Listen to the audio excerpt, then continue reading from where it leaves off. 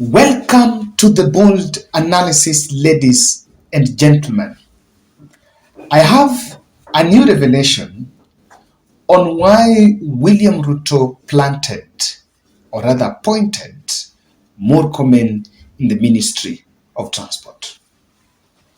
I am one person that have been trying to use precedents of what Wanjigi told this country, that at one point government was once divided on money and the arms, the guns. Someone ever took money, someone took guns. The division of 2013. And of course, even at the onset of this government, I've been taking keen interest on what exactly happened. Now, there is a blow-by-blow account on what exactly is happening as far as the Mombasa Port Management is concerned. This article here, and I hope you are seeing it, top KPA managers Murkomen plans to sack. And it seems one of the beneficiary there is Hassan Omar, who vied for Mombasa gubernatorial seat. Murkomen has carried out his work that the first mission is in Mombasa. And I will tell you why. But let me just take you through what exactly is happening in Mombasa Port, as far as that port issue is concerned. In 2021, Daniel Manduku left as the MD in a cloud of suspension after facing allegations of graft at the port. And from that moment, when he left, the position of managing director remained vacant. And there have been unsuccessful attempts by government to appoint MD, but that has not been successful. And so during Kipchumba Murkomen's vetting, he revealed that the KPA had a bloated structure of management, expanded structure of management, after 14 deputy MDs, positions of 14 positions of deputy MDs were created to award cronies and expand the management. So the port is now operating, according to Murkomen, by a bloated management. Now let me take you to what happened.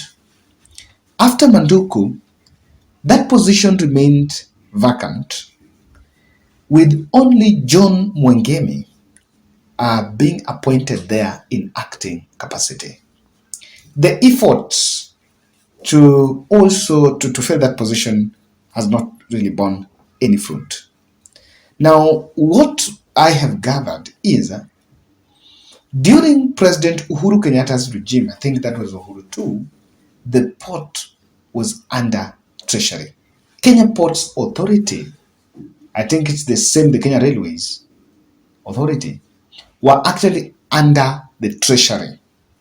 So what's emerging that after internal restructure of government, the Kenya Ports Authority have been reverted back to the Ministry of Transport and Infrastructure that is headed by Kipchumba Murkomen.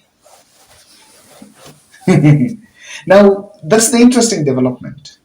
So, Murkomen, being CS in charge of transport, is hands-on on the Kenya Ports Authority. And I'm saying this, and of course, this is something that has really attracted attention, because this, to me, Murkomen is the closest ally to President Ruto. That's Murkomen, Chelugui, especially this year's from Rift Valley. So what do you think is the behind the scene deal that is here? Now, I understand that government interviewed thrice, did interviews, and due to political interference and injunctions, they could not even get an MD. Now, in July, In July this year, before the election, former President Uhuru Kenyatta appointed a chairman of that place. And I need to get for you the name of the chairman. Yes, is someone called Joseph Kibwana. And Joseph Kibwana was already the chairman before, so he had left, and Uhuru Kenyatta reappointed him to be the chairman of KPA. Now, what is emerging is Hassan Omar, who is a member of UDA and a very close ally of William Ruto, is also lobbying for the position of chairman of the port. And it's reported that he has toured the port like twice during since President Ruto was sworn in. He's been so silent, and Kenyans have been asking on what exactly would be his take on what he's going to get from Ruto's government. But it's emerging that he's a frontliner, is ahead of the rest in the race to become the new Kenya Ports Authority chairman. Heads are going to roll. And as Murkomen settles in office to restructure and reorganize the Kenya Ports Authority, of course, there are rebels and there are internal forces that are with them. And in this analysis, I wanted to look at it this way. Now, because this restructuring is there, and of course, the ports are, we moved Naivasha port back to Mombasa. Is Murkomen going to effectively do it? And I look at it this way. William Ruto needed someone that he trusted most and will have the confidence to face the big catastrophes in that industry, in that sector. On the issue of the port, you needed someone that can make the bold decisions. So, it was under Treasury, which was headed by Njuguna, but now it has been reverted back to transport, which is headed by Murkomen. So, this is here. But I'm one person that is, I really take, the issue of the port is being limited to Naivasha and Mombasa. I think the government should focus even on other ports. We have Lamu Port, which exclusively I got some report of some people who had that place that were telling me that, Kevin, do you know that machines are idle in Lamu Port? There's nothing going on there.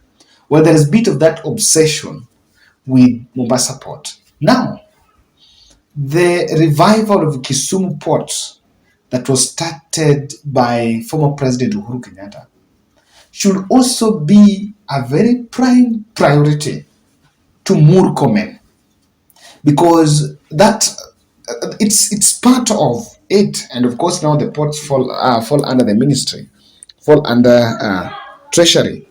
It should also be part of what Murkomen should actually take very careful. Kindly subscribe to our channel, click the notification bell, and also like our video.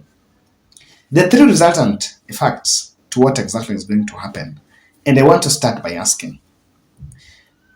And somewhere in July, and I think that's at the point President appointed chairman, Musalia Mudavadi came out with a document that was never published in the media, that the port was being auctioned to some foreigners, that Uhuru Kenyatta, in fact he said former President Uhuru Kenyatta, Honorable Raila and Joho had hatched a deal to sell the port to some people, to some foreigners who are taking care of it. Now, in the light of this, and when I was reading this story about restructure and how there have been leadership wrangles there, what had that? How could it be that it's so, or what's the fate of that? Because that statement, rather that document, was dangled in press briefings one after the other.